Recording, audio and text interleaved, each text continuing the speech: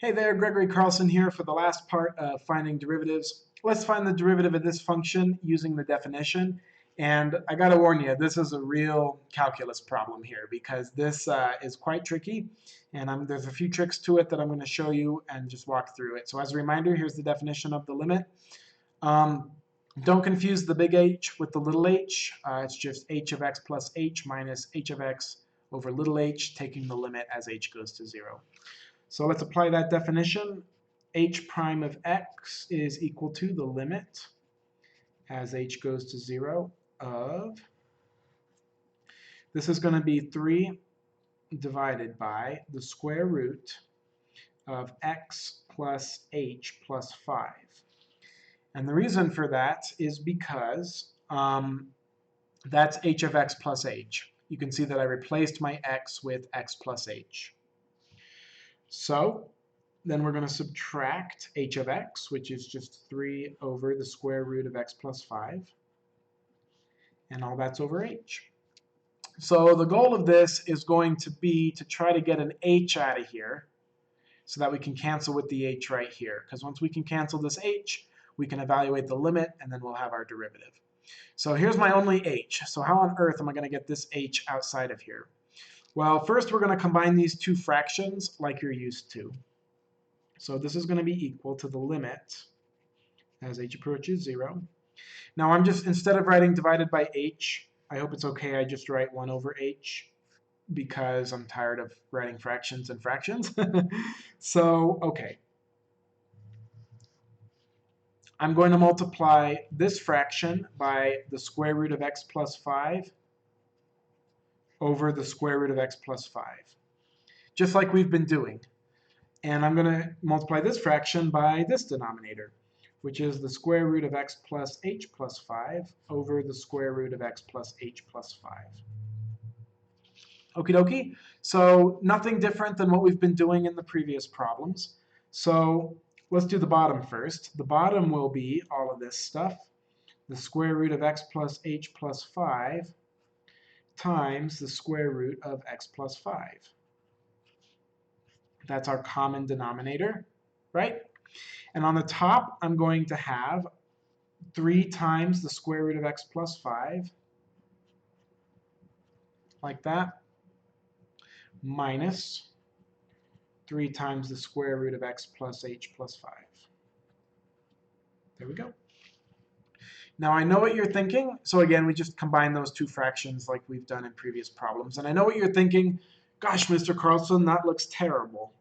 And it does, and guess what? We're going to make it worse. I'm going to multiply this by something new now. Now you should remember from either the Algebra 2 building or the pre-calculus building something called the conjugate. When we were working with imaginary numbers, we would multiply by the conjugate to simplify things a little bit. We're going to multiply by something kind of similar to the conjugate. I'm going to multiply this entire thing by 3 square roots of x plus 5 plus 3 square roots of x plus h plus 5. I'm going to multiply it by that. And I don't want to change the number, so I need to multiply by the same thing on the denominator.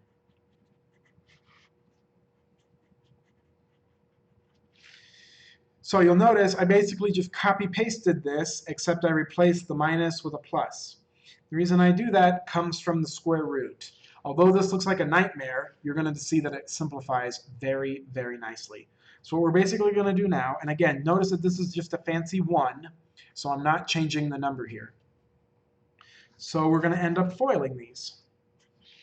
So this is going to equal the limit as h goes to 0. Still have my 1 over h here. I'm going to draw a nice big long dividing bar. Now here's what's going to happen. 3 root of x plus 5 times 3 root of x plus 5. 3 times 3 is 9. And the square root of x plus 5 times the square root of x plus 5 is x plus 5. In fact, it's technically the absolute value of x plus 5, but I'm not going to write that because we're not going to worry about that for right now. So it's just 9 times x plus 5. Now here's where the lovely thing happens. Do you see how I have 3 root x plus 5 times this giant mess over here, this is where the conjugate kicks in. That's going to cancel with this.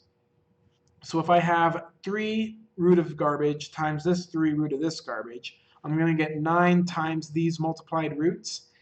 And I can subtract this, minus 9, these 2 roots multiplied together. So the inner is going to cancel with the outer. So I hope you can see that this times this cancels with this times this. So I'm just left with the last part of the FOIL, which is negative 3 times 3, which is negative 9, times the root of this times the root of this is x plus h plus 5. Okay, because remember the square root of this times the square root of this, and technically I should put absolute value signs around here, but we're not going to worry about that for right now. On the denominator, I have a whole bunch of stuff. I have the square root of x plus h plus 5 times the square root of x plus 5 times 3 roots of x plus 5 plus 3 roots of x plus h plus 5. All right, that is quite the fraction right there that we have, but luckily that's as bad as it's going to get. It's going to simplify now. Let's do it. In fact, look over here. We've got 9x plus 45. If I do the distributive property right there, and if I do this distributive property, I have negative 9x minus 9h minus 45. Do you agree with me? Negative 9x minus 9h minus 45 if I do the distributive property. And now you'll notice 9x cancels with negative 9x, and 45 cancels with negative 45. And look, we were able to get an h out of this. Now that my entire numerator is just negative 9h, we accomplish our goal, and h cancels with h. So the only thing I have left on the top of my fraction is negative 9. And so I canceled the h with the h. After I do that, I'm now going to evaluate this limit. So now that I've canceled these two h's, I'm going to let h go to 0. And so you'll see that this h goes to 0, and this h goes to 0. Now look what I have. I have the square root of x plus 5 times the square root of x plus 5, which is x plus 5. And I have the square root of x plus 5 and the square root of x plus 5 here, but this time I'm adding them, so I have 3 of them plus 3 of them, which is equal to 6 of them. Okay, so I have x plus 5 times 6 roots of x plus 5, because 3 root x plus 5 plus 3 root x plus 5 is equal to 6 root x plus 5. You know how 3a plus 3a is 6a? We'll just let a equal x plus, or square root of x plus 5. Almost home. Let's rearrange this a little bit. This is negative 9 over, I'm going to pull the 6 out in front, and then I have x plus 5 times, and I'm going to write x plus 5 to the half power. Okay, because remember the square root of x plus 5 is the same thing as x plus 5 to the 1/2. And we're almost there.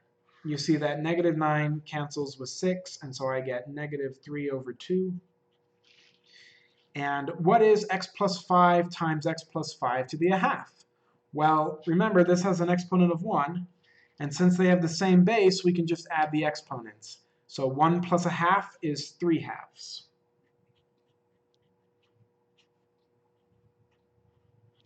And that is the derivative. We've done it.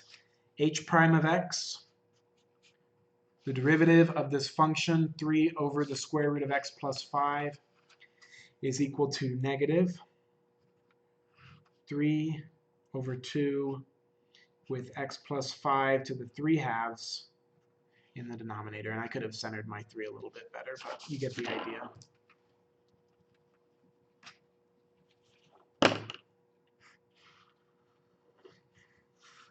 Once again, on that very last step, I just replaced x plus 5 with the square root, giving it a power of 1/2, and then x plus 5 to the 1 times x plus 5 to the 1/2 is equal to x plus 5 to the 3/2. So as you get better at this, you might be able to go straight jumping from here to here. but I just wanted to show you all the steps so that you wouldn't get confused. So you can see that these are getting harder and harder and harder. It took me almost an entire video to just do one problem. So we need some tricks so that we can find the derivatives of really complicated functions, because they're only going to get worse, and luckily there are some tricks to doing this. So I really hope all of this makes sense. If you're confused, please leave a comment in the leave a question in the comments. If you liked this video, please like and subscribe. And you'll remember all of my absolute value stuff I said. You'll notice that all of that absolute value stuff would have canceled. So I didn't put it in because I didn't want to complicate this any further. And in the end, we still have an even root down here, an even square root because of the 2. So that absolute value would still take effect. So that's why I didn't include the absolute value, to make this more complicated than it needed to be. I hope you're enjoying these videos. We're going to learn some tricks in the next video. And I will see you in the next one. Have a great day.